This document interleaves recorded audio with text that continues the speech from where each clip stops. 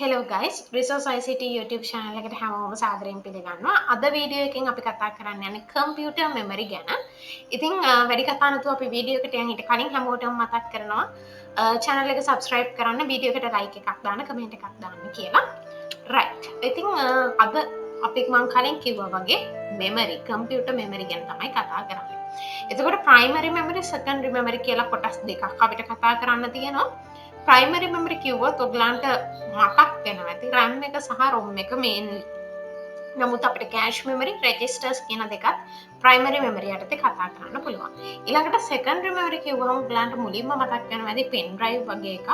ඉතින් pen drive ඇවිල්ලා secondary memory. ඉස්සෙල්ලාම අපි පොඩ්ඩක් කතා කරමු primary memory සහ secondary memory classify වෙන විදි කොහොමද කියලා. එතකොට primary memory අපිට මෙතන දක්වලා තියෙන ආකාරයට ඔයගලන්ට පේනවා primary memory කොටස් දෙකකට බෙදෙනවා volatile memory and non-volatile memory කියලා. එතකොට volatile කියන්නේ මොකක්ද? non-volatile කියන්නේ මොකක්ද? volatile කියලා කියන්නේ අපි power supply කරන තුරු data තියාගෙන ඉන්න devices. එහෙම නැත්නම් memory වලට තමයි අපි volatile memory කියලා කියන්නේ. ඒ කියන්නේ අපි computer එක on කරලා තියෙන තාක්කල් එයා data තියාගෙන ඉන්නවා memory එකේ. හැබැයි power off කරාට පස්සේ ඒ data erase කරනවා. ඒකට ආයි computer එක on කරනකොට අපිට free memory එකක් තමයි හම්බ වෙන්නේ. ඊට පස්සේ අපි process කරගෙන යනකොට ආයි processing වලට අවශ්‍ය data store කරගන්නවා temporary volatile memory වල. එතකොට volatile memory වල temporary තමයි data store කරන්නේ. cache memory, memory registers කියන මේ තුනම volatile memory ගණයට තමයි අයිති වෙන්නේ. ඒ කියන්නේ computer power off කරාට පස්සේ data ටික සම්පූර්ණයෙන්ම erase වෙලා යනවා. ඊළඟට non volatile memory එකක් අපිට තියෙනවා primary memory යටතේ. ඒක තමයි ROM එක. ඉතින් ROM එකේ data store කරන්නේ manufacturers ලා. ඒක edit කරන්න බැහැ ගොඩක් වෙලේට. නමුත් ඒව edit කරන අවස්ථා තියෙනවා. computer එක on off කරා කියලා ROM එකේ තියෙන data වලට කිසිදු හානියක් වෙන්නේ නැහැ. ඒක ඒ විදිහෙම තියෙනවා. එතකොට ROM එකේ තියෙන data මොනවටද අවශ්‍ය වෙන්නේ? අපි කියනවා මේ ROM එකේ store කරලා තියෙන BIOS කියලා. BIOS කියන්නේ basic input output system. මේ BIOS කියලා කියන software එක තමයි අවශ්‍ය වෙන්නේ අපේ computer එකේ booting up process එකට. අපි secondary memory ගැන කතා කරන්න ගියොත් secondary memory කොටස් තුනකට අපි ආයෙ වෙන් කරනවා. magnetic media, optical media, solid state කියලා. ඒකට magnetic media කියලා කියන්නේ ගොඩක් වෙලේට මෙතනදී magnetic field එක use කරනවා data store කරන්න. hard disk එක, floppy disk එක, ඊළඟට magnetic tape එක, මේ තුනේදීම magnetic field එක use කරනවා data store කරන්න. දැන් ඔයගොල්ලෝ hard disk එක ගොඩක් familiar example එකක්. ඔයගොල්ලන් දන්නවා ඇති hard disk එකට ගියාම hard disk එකේ platters වල data store වෙන්නේ magnetic field එකක් එක්ක. right. ඊළඟට අපි optical media වලට ගියාම අපිට තියෙනවා CD, DVD, Blu-ray disc වගේ devices. එතකොට මෙතනදී laser beams හරහා තමයි data store කරන්නේ. ඊළඟට solid state වලට ගියාම solid state devices වල අපිට examples විදිහට කියන්න පුළුවන් pen drive, flash drive, memory card.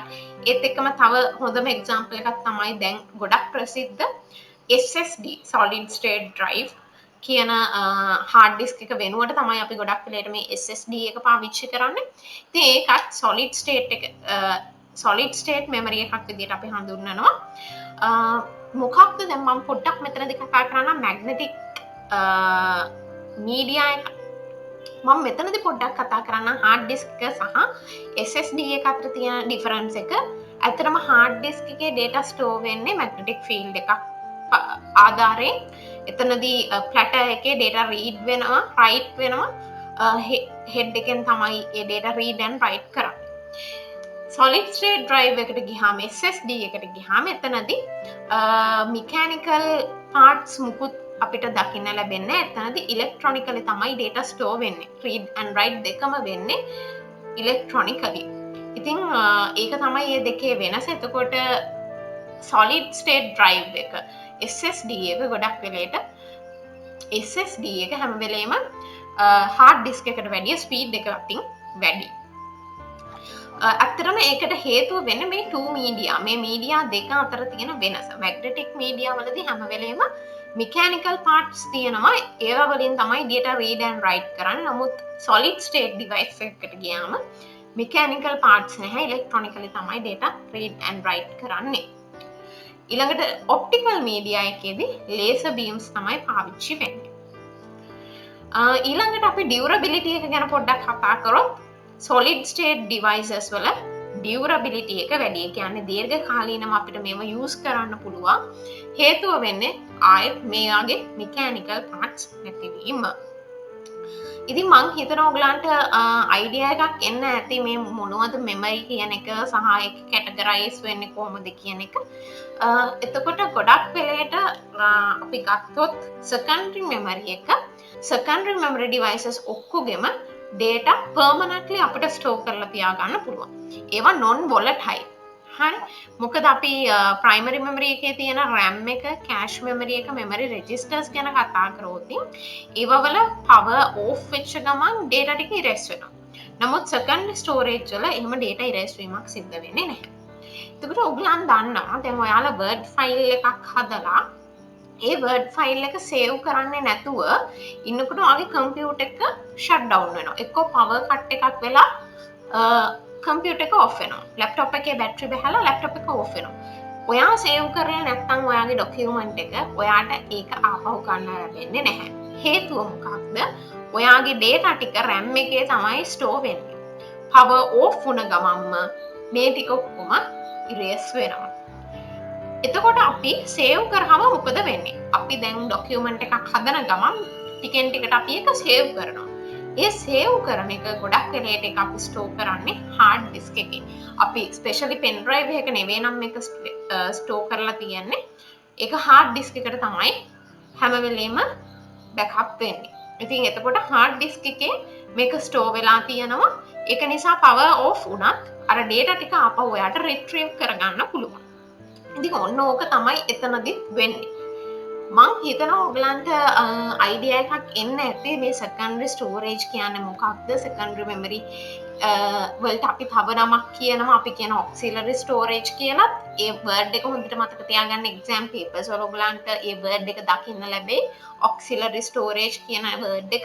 මම හිතනවා මගේ කලින් වීඩියෝ එකෙත් මම කතා කරා.